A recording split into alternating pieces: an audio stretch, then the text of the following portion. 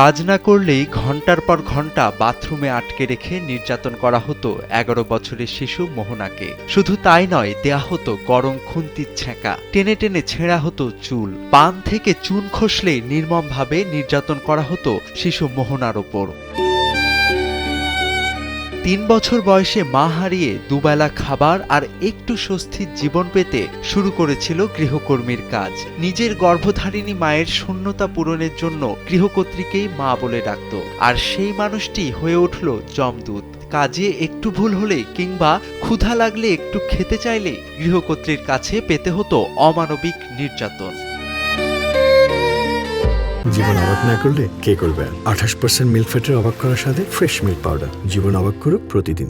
বাংলাদেশ বিমান এয়ারলাইন্সের সদ্য সাবেক ব্যবস্থাপনা পরিচালক শাফিকুর রহমানের উত্তরার বাসায় গত ৭ মাস ধরে চলে আসা পৈশাচিক নির্যাতনের শিকার হয়েছে শিশু মোহনা। বর্তমানে সে গাজীপুরের শহীদ তাজউদ্দিন আহমেদ মেডিকেল কলেজ হাসপাতালে যন্ত্রণায় ছটফট করছে। হাসপাতালের সার্জারি বিভাগের বিছানায় শুয়ে মোহনা জানায় তার লোমহর্ষক অভিজ্ঞতার কথা। সে বলে, বিথি ম্যাডামকে আমি মা বলে ডাকতাম, কিন্তু তিনি আমাকে মানুষ মনে করতেন না। যখন তখন মারধর করতেন, গরম খুন্তি দিয়ে শরীরে ছ্যাঁকা দিতেন। স্যারের সামনে আমাকে কখনো যেতে দেয়া হতো না। স্যার বাসায় আসার আগেই আমাকে বাথরুমে আটকে রাখা হতো। ক্ষুধার জ্বালায় কাঁদলেও খাবার জোটেনি মোহনার, বরং সারা দিন রাত বাথরুমে তালাবদ্ধ রাখা হতো তাকে। মোহনা আর্তনাদ করে বলে, আমি কাম করতাম, বাবুরে দেখতাম, তাও কেন আমারে পুড়াই দিল? আমি আমার মায়ের বিচার চাই, ফাঁসি চাই।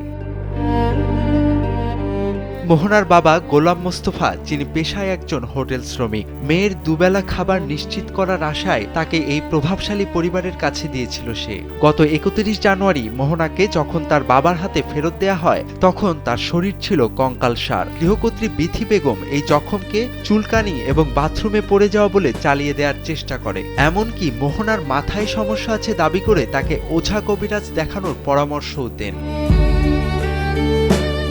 শহীদ তাজউদ্দিন আহমেদ মেডিকেল কলেজ হাসপাতালের চিকিৎসকরা জানিয়েছেন, মোহনার শরীরে দীর্ঘমেয়াদী ও সুপরিকল্পিত নির্যাতনের চিহ্ন রয়েছে। হাতে, পায়ে এবং পিঠে রুটিন মাফিক আঘাত করা হয়েছে, যা কখনো ১ মাস বা ২ মাস আগের। পর্যাপ্ত পুষ্টির অভাবে শিশুটি মারাত্মকভাবে দুর্বল হয়ে পড়েছে। উত্তরা পশ্চিম থানার ভারপ্রাপ্ত কর্মকর্তা নিশ্চিত করেছেন, এই ঘটনায় শিশু নির্যাতনের মামলায় বিমানের সাবেক এমডি শাফিকুর রহমান, তার স্ত্রী বিথি এবং বাসার ২ গৃহকর্মীকেও গ্রেফতার করা হয়েছে। বিলাসবহুল ফ্ল্যাটের ৪ দেয়ালের ভেতরে একটি অসহায় শিশুর ওপর এমন অমানবিক নির্যাতন দেশের সচেতন সমাজকে ফের নাড়া দিয়েছে। মোহনার শরীরের ক্ষত হয়তো সেরে যাবে, কিন্তু মনের গহীনে যে ক্ষত তৈরি হয়েছে তার বিচার কি পাবে এই শিশুটি? এখন সেই অপেক্ষায় পুরো দেশ। তোফায়েল আহমেদ, কালবেলা।